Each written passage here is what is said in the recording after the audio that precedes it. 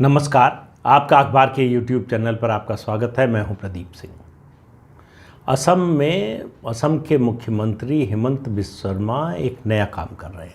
हालांकि इस काम की शुरुआत तो उनके पूर्ववर्ती सर्बानंद सोनोवाल ने शुरू कर दी थी, लेकिन उसको अंजाम पर तक ले जाने का काम हेमंत बिस्वा शर्मा कर रहे हैं। जुलाई में, पिछले साल जुलाई में, यानी 2021 की जुलाई में असम सरकार ने एक पैनल का गठन किया, जिसके 7 सब पैनल्स बनाए गए। और इन 7 सब पैनल्स का और इस पैनल का, पूरे पैनल का काम क्या था? इनका काम था कि जो मूल असमिया मुसलमान हैं उनको आइडेंटिफाई करना, उनके डेवलपमेंट और उनके विकास के लिए और उनकी पहचान के लिए क्या होना चाहिए, इसके बारे में अपनी रिकमेंडेशन दें। और इस पैनल का गठन क्यों हुआ? इस पैनल के गठन से पहले मुख्यमंत्री मिले करीब 150 असमिया मुसलमानों से, जिनमें इंटेलेक्चुअल्स थे, लेक्चरर्स थे, डॉक्टर थे, इंजीनियर थे, आर्टिस्ट थे, जीवन के अलग अलग जो है इस अंगों के लोग थे जो मिले, जिन्होंने इस बात पर चिंता जाहिर की कि उनको बांग्लादेशी मुसलमानों के साथ जोड़ दिया जाता है। उनकी कोई अपनी डिस्टिंक्ट आइडेंटिटी न होने की वजह से उनको हर जगह जो है वो पिछड़ जाना पड़ता है। इतने साल बाद भी, मतलब आज़ादी के 75 साल बाद भी, उनको न तो विधानसभा में कोई प्रतिनिधित्व है और न ही संसद में। जो भी प्रतिनिधित्व मिलता है मुसलमानों को असम में, वो सब बांग्लादेशी मुसलमानों को मिलता है। बांग्ला भाषी, बांग्लादेश से घुसपैठ करके आने वाले, उनके हिस्से में जाता है। असम की कुल आबादी का 34% मुसलमान हैं। इनकी आबादी जिनको इंडिजिनस असमिया मुस्लिम कहा जाता है, इनकी आबादी के अलग अलग आंकड़े हैं। 4% कहा जाता है, कुछ लोग कहते हैं कि 1,80,00,000 1.8 करोड़ जो है वो मुसलमान हैं कुल। उसमें से जो है 42 लाख है इनकी संख्या है। लेकिन संख्या को लेकर थोड़ा बहुत अलग अलग जो है, क्योंकि इसका कोई सेंसस नहीं हुआ। जब सर्बानंद सोनोवाल ने शुरू किया था तो उस योजना ये थी कि एक जनगणना कराई जाए, सेंसस कराया जाए इनकी संख्या का अनुमान लगाने के लिए। अब सवाल उठ रहा है कि ये काम क्यों कर रहे हैं हेमंत बिस्वा शर्मा? उनके विरोधियों का कहना है, और ख़ास तौर से जो बांग्लादेशी मुसलमान हैं उनका कहना है कि ये मुसलमानों में विभाजन पैदा करने के लिए किया जा रहा है और उनको बांटकर जो है दो खेमों में बांटा जा रहा है। एक को दोस्त माना जा रहा है, दूसरे को दुश्मन माना जा रहा है। इस बात से कोई इनकार नहीं कर सकता कि असम में मुसलमान भारतीय जनता पार्टी को वोट नहीं देते हैं, और वो AIUDF जो है, all India United democratic front जो है, उसको वोट देते हैं या कांग्रेस को देते हैं। एक समय AGP को भी मिलता था। AGP अब BJP के साथ है, तो इसलिए AGP को मुस्लिम वोट नहीं मिलता। इसके बावजूद असम में BJP की दूसरी बार पूर्ण बहुमत की सरकार बनी है। तो उसके बाद से हेमंत बिस्वा शर्मा को लग रहा है कि ये जो असमिया मूल के मुसलमान हैं उनके लिए कुछ किया जाना चाहिए। तो इसलिए ये पैनल बना। इस पैनल ने अपनी रिकमेंडेशन 21 अप्रैल को इसी साल सरकार को सौंप दी। इसमें कहा गया है कि 4 मुख्य रूप से जो है वो,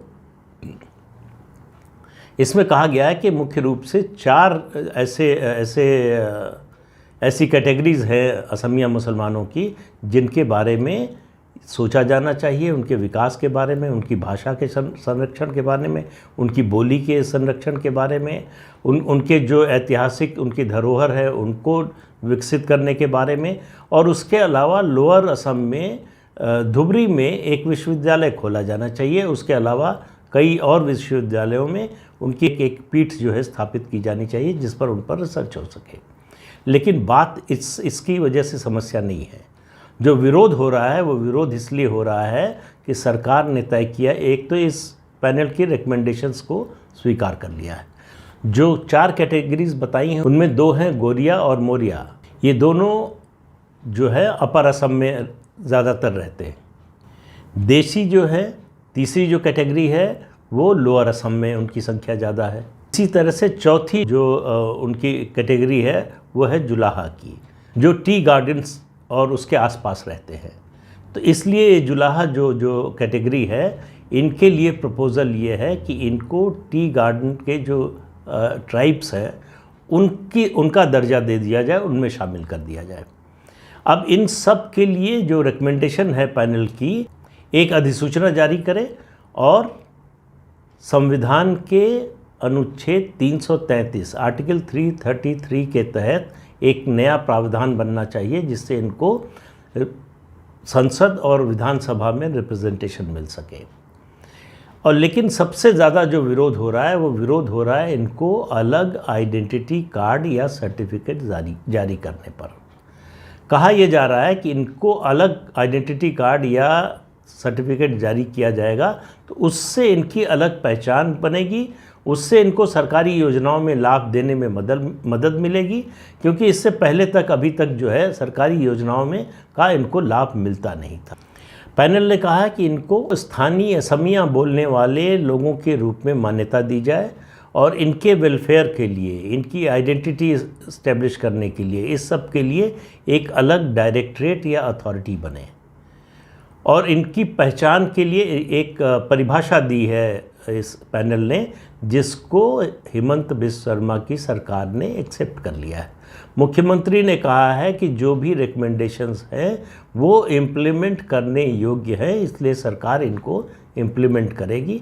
उन्होंने कोई टाइम फ्रेम नहीं दिया कि कब तक होगा।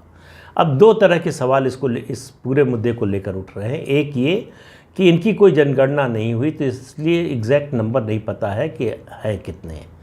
फिर दूसरा सवाल जो मूल रूप से विवादास्पद है वो ये है कि कोई बेस ईयर नहीं है कि कब से माना जाए कि ये इस समय से रह रहे हैं तो ये मूल रूप से असमिया मुसलमान हैं और उसके बाद आने वाले जो है वो मूल रूप से असमिया मुसलमान नहीं माने जाएंगे।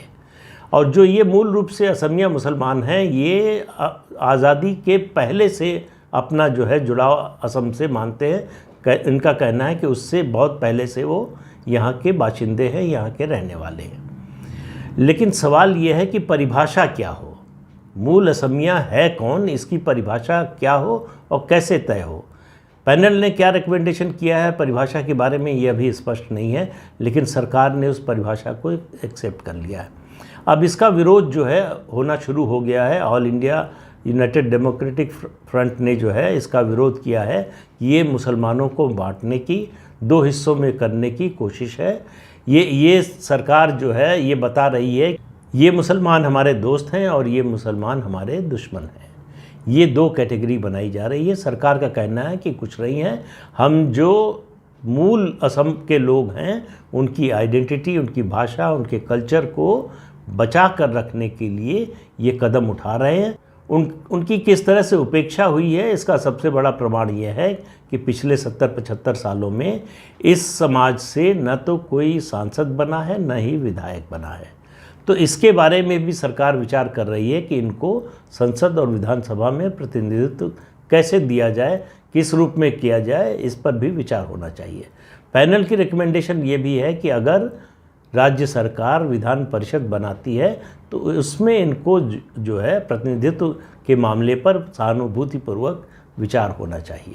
अब इसमें पैनल के रिकमेंडेशन में एक और ख़ास बात है जिस पर ज़्यादा ध्यान लोगों का अभी तक शायद गया नहीं, वरना इस पर भी विवाद होता।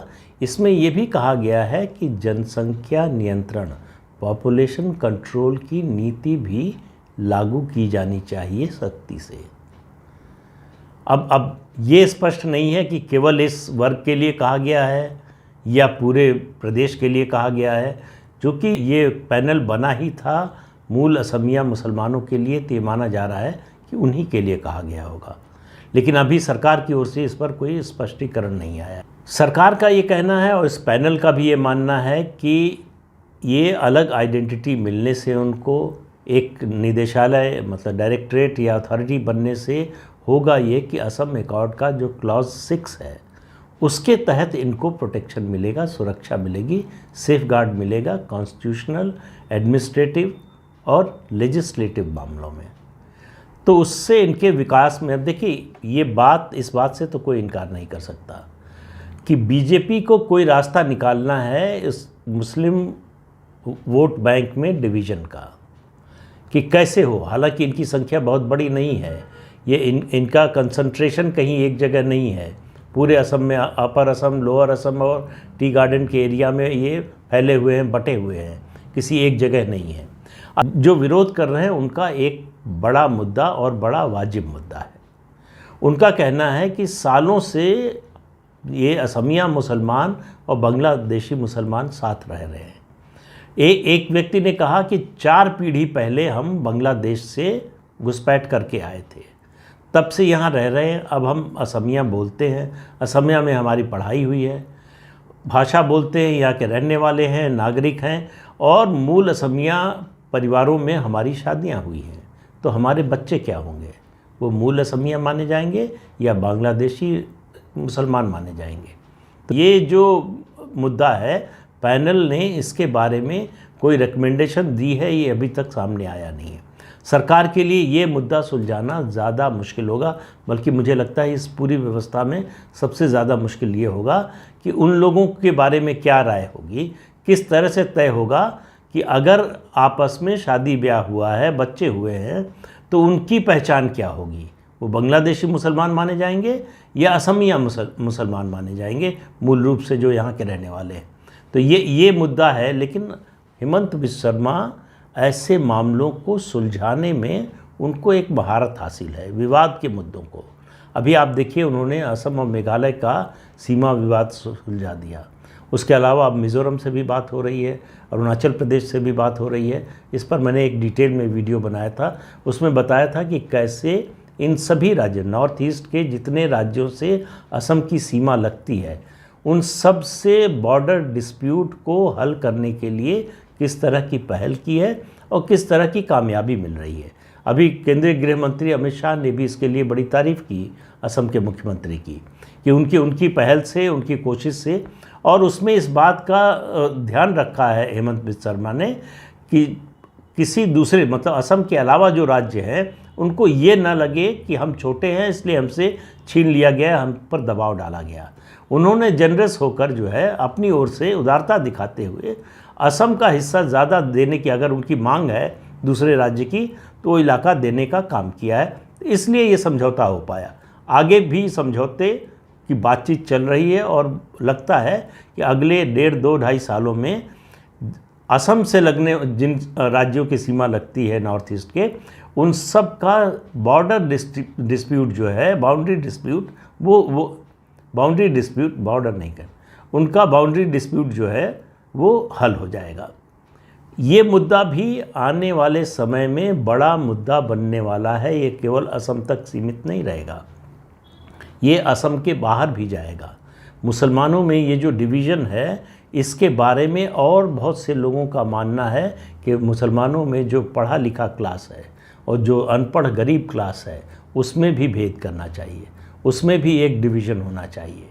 क्योंकि ये जो पढ़ा लिखा मुसलमानों का वर्ग है, दरअसल सबसे ज़्यादा समस्या यही पैदा करता है।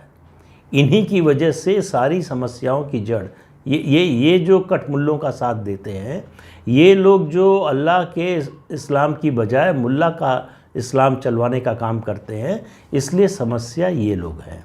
तो इनके बारे में इनको अलग थलग करने की ज़रूरत है।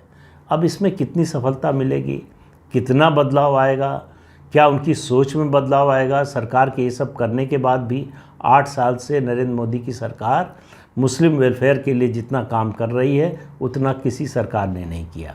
लेकिन अगर राजनीतिक दृष्टि से देखें तो बीजेपी को वोट नहीं मिलता मुसलमानों का, आगे भी नहीं मिलेगा। इस डिवीज़न से भी मुसलमानों का, या कम से कम असमिया मुसलमानों का वोट बीजेपी को मिलने लगेगा, इसमें मुझे शक है।